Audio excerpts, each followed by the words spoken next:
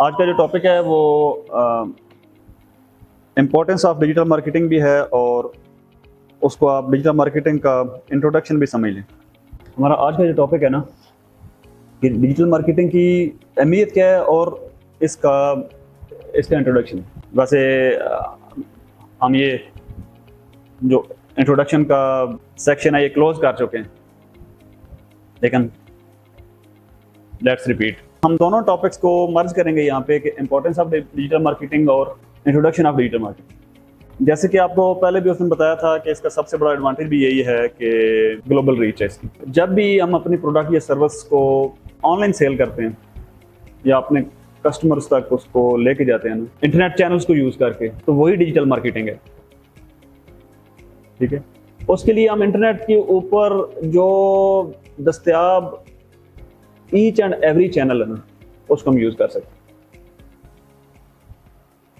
जैसे फेसबुक या social media के जितने भी प्लेटफॉर्म्स हैं हम उनको यूज कर रहे हैं, हम इलेक्ट्रॉनिक मीडिया को यूज कर रहे हैं, हम कोई भी डिजिटल मीडियम यूज करके हम अपने प्रोडक्ट को एक ब्रॉडर ऑडियंस तक पहुंचा रहे हैं ना, तो उसी को हम डिजिटल मार्केटिंग कहते हैं। तो फिर उसके अंदर जो उसकी तफसील है तो एक एक स्टेप बाय स्टेप बताऊंगा कि इसका जो पहला एडवांटेज है कि ब्रॉडर रीच है। पूरी दुनिया में आप अपने ब्रांड को इंट्रोड्यूस करवा सकते हैं, सिर्फ चकवाल में नहीं। या अहमद भाई जो है वो कराची से आए हैं, तो सिर्फ कराची में नहीं है, सिर्फ पूरे पाकिस्तान में नहीं है, बल्कि अमेज़ॉन की बातें हो रही थी। तो अमेज़ॉन अपने प्रोडक्ट्स जो है वो सिर्फ यूएस में नहीं बेच रहा, पूरी दुनिया में बेच रहा है। हमारा कोर्स ये डिजिटल मार्केटिंग और ई कॉमर्स का है, तो बार बार हम डिजिटल मार्केटिंग और ई कॉमर्स का ही जिक्र करेंगे। ठीक है, वैसे तो डिजिटल मार्केटिंग के जरिए आप अपनी सर्विसेज को भी बेच सकते हैं। सर्विसेज में क्या क्या चीज़ें होती हैं? एक तो आप फिजिकल प्रोडक्ट बेच रहे हैं, मैंने ये स्मार्टफोन बेचना है इंटरनेट के ऊपर, या मैंने ये इलेक्ट्रॉनिक गैजेट्स को बेचना है, या कोई भी फिजिकल प्रोडक्ट मैंने बेचनी है। सर्विसेज में क्या क्या चीज़ें हो सकती हैं? हाँ, आईटी रिलेटेड सर्विसेज हो सकती हैं, जिस तरह जवाद कह रहा है कि किसी को हमने वेबसाइट बना, वेब डेवलपमेंट का काम करना है। फ्रीलांस मार्केट प्लेसेस के ऊपर हम सर्विसेज ही दे रहे होते हैं, अपवर्क, फाइवर के ऊपर, या जितनी भी ये फ्रीलांस मार्केट प्लेसेस हैं इनके ऊपर हम क्या बेच रहे हैं? सर्विसेज बेच रहे हैं। वहाँ पे कोई फिजिकल प्रोडक्ट तो हम नहीं बेच रहे होते ना। डिजिटल मार्केटिंग के जरिए चाहे आप सर्विस बेच रहे हैं, चाहे आप फिजिकल प्रोडक्ट बेच रहे हैं, चाहे अपने ब्रांड को अवेयर करवा रहे हैं, पूरी दुनिया में इंट्रोड्यूस करवा रहे हैं। ठीक है, आपका ब्रांड है, आप उसकी रीच को बढ़ाना चाह रहे हैं वर्ल्ड वाइड, तो डिजिटल मार्केटिंग ही उसको मुमकिन बनाती है। फिर ये कास्ट इफेक्टिव है। जो हमारी रवायती मार्केटिंग होती है उससे इसके ऊपर जो खर्च है वो कम होता है अगर कंपेयर करें ना उसके साथ। आज फिर वही चीज रिपीट करूंगा कि ये कास्ट इफेक्टिव है। आप पूरी दुनिया में बैनर लगा के देख लें कितना खर्चा आएगा। पहली बात तो है आपको लगाने ही कोई नहीं देगा। आप अगर यहाँ पे सोचेंगे ये मेरा ब्रांड है, ये वतनी का हमारा ब्रांड है, तो हम इसका बैनर जो है वो टोक्यो में जाके लगाना चाह रहे हैं, तो वहां पे जाने के लिए पहले तो हमें पापड़ बेलने पड़ेंगे सारे। कैसे लगाएंगे? लगा सकते हैं। क्या हम जापान में जाके बैनर लगाएं? डिजिटल मार्केटिंग में आप कर सकते हैं। तो स्मार्टफोन हर बंदे के हाथ में होता है ना, आपका बैनर हर बंदे के हाथ में उसके स्मार्टफोन के ऊपर नजर आएगा। किसी की दीवार के साथ तो आप नहीं लगा सकते, लेकिन यह है कि उसके स्मार्टफोन में लगा सकते हैं। ये डिजिटल मार्केटिंग की पावर है। आप अपनी मार्केटिंग कैंपेन्स जो हैं उनको बहुत ही कम खर्च में वाइडली अपनी ऑडियंस तक पहुंचा सकते हैं। पूरी दुनिया में आप अपने प्रोडक्ट्स को, ब्रांड्स को, सर्विसेज को वो बेच सकते हैं। ये डिजिटल मार्केटिंग का एक बहुत बड़ा एडवांटेज है। इसकी रीच पूरी दुनिया में होती है और ये सस्ती है। डेटा की अहमियत जो है वो आजकल बच्चे को पता है। कन्वेंशनल मार्केटिंग में आपको नहीं पता चलता कि हमारा बैनर, हमने एक सिटी के अंदर कोई 2-4 लाख 5 लाख रुपए की जो है ना वो बैनर्स तकसीम कर दिए हैं। तो कन्वेंशनल मार्केटिंग में जब आप बैनर लगाते हैं ना, बाहर जाके वॉल चेकिंग करते हैं, शटर के ऊपर लिखते हैं ब्राइटो पेंट्स मास्टर पेंट्स, ब्रोशर तकसीम करते हैं घरों में जाके, लेकिन आपको नहीं पता चलता कि कितने लोगों ने इसके ऊपर रिस्पॉन्स किया है, कितने लोगों ने इसको देखा है। डिजिटल मार्केटिंग में हमारे पास पूरा डाटा होता है, हमें पता होता है, एक एक चीज़ का पता होता है। हमने एक ऐड चलाया है पूरे पाकिस्तान में, तो वो कहाँ किस ने देखा है, हम पूरा डाटा उसका कलेक्ट कर सकते हैं। इवन हमारे जो विजिटर्स होते हैं उनकी कांटेक्ट इन्फॉर्मेशन तक हम तक आ जाती है। कौन सी जियोग्राफिक लोकेशन में हमारे ऐड के ऊपर कितना रिस्पांस आया हम उसको देख सकते हैं। कौन से एज ग्रुप के लोगों ने इसको ज़्यादा देखा है, जेंडर बेसिस की आप इसको फिल्टर कर सकते हैं कि कितने ख़वातीन ने देखा है, कितने मर्दों ने देखा है, कितने इतनी एज से लेके इतने एज तक लोगों ने देखा है, फलां एरिया में ज़्यादा देखा गया है, फलां एरिया में इसको ज़्यादा रिस्पॉन्स नहीं मिला, तो उसकी बेस के ऊपर हम प्रोडक्ट या सर्विस की रिसर्च कर रहे होते हैं कि ये कौन सी मार्केट्स हमारी इस प्रोडक्ट या सर्विस के लिए मुनासिब है, जहाँ पे हम इनको अच्छे तरीके से सेल कर सकते। इसके अलावा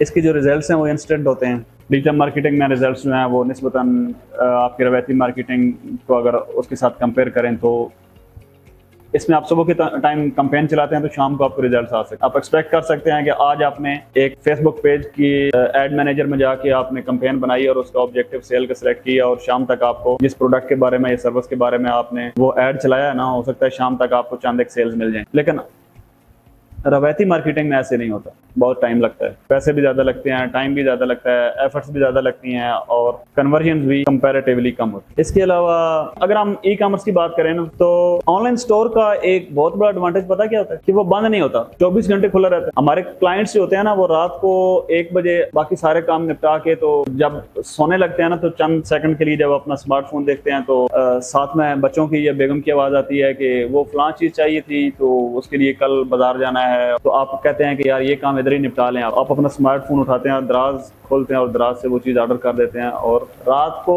आपको मिडनाइट में आपने वो चीज़ परचेज कर दी और आपको दुकान खुली ही मिली, आपको स्टोर खुला हुआ मिला है ना। ये एडवांटेज जो है ये ई कॉमर्स ने कंज्यूमर को ये एडवांटेज ई कॉमर्स की वजह से मिला है। समझ रहे मेरी बात?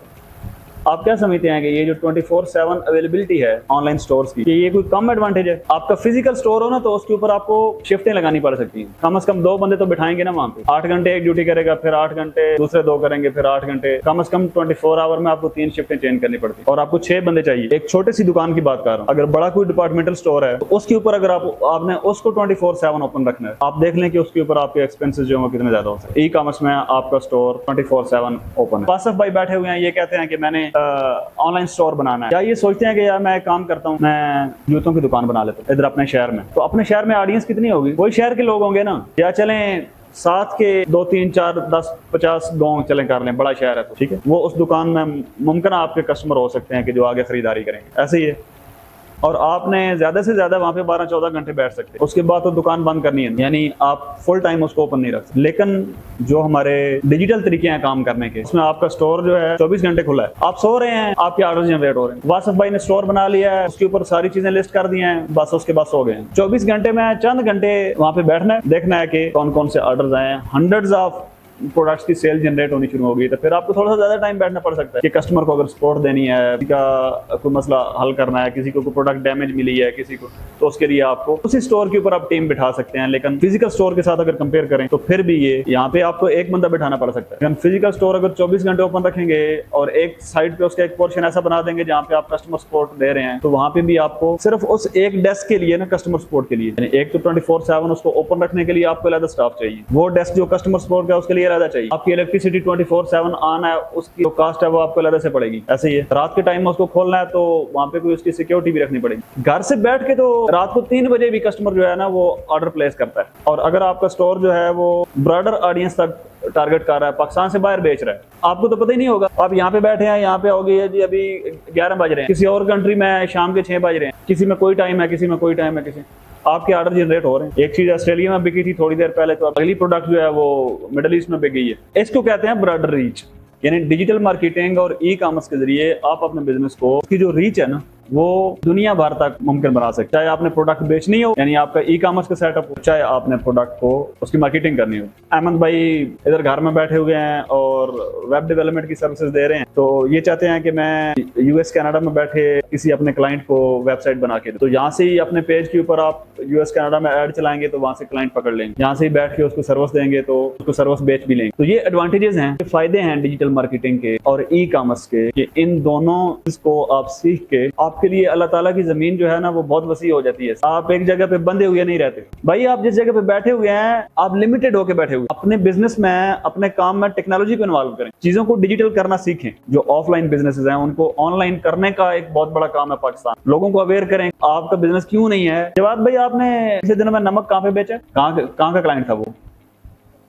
लाहौर का था। सॉल्ट, पिंक सॉल्ट के अल्फाबेट्स लेटर जो हैं वो इन्होंने इधर खियोड़ा के जो है ना, जो नमक है खियोड़ा का नमक है, उसको लाहौर में बेच दिया इधर बैठ के। कल ये मुझे बता रहे थे कि उसकी पेमेंट आ गई, मैंने कहा एंजॉय करूं। इन्होंने अपने ई कॉमर्स स्टोर के ऊपर तकरीबन पाकिस्तान कि हर एरिया में अपना ऑर्डर डिलीवर किया है। KPK में किया है, कराची में किया है, लाहौर में किया है। आप यहाँ पे बैठे सोच भी नहीं सकते कि यहाँ पे फिजिकल आपकी दुकान हो, आप उधर ये मेन बाजार में आप अपनी दुकान बना लो। कराची से कोई कस्टमर आएगा आपसे खरीदने के लिए, नहीं आएगा ना। वो आपके साथ जवाब बैठा हुआ है, इसने कराची में कितने ऑर्डर डिलीवर किए हैं कराची में, पूछें। ब्यूटी क्रीम खरीदने के लिए आपके पास कोई नहीं आएगा। यहाँ आप कराची से 1400 किलोमीटर दूर बैठे हुए, नहीं आएगा।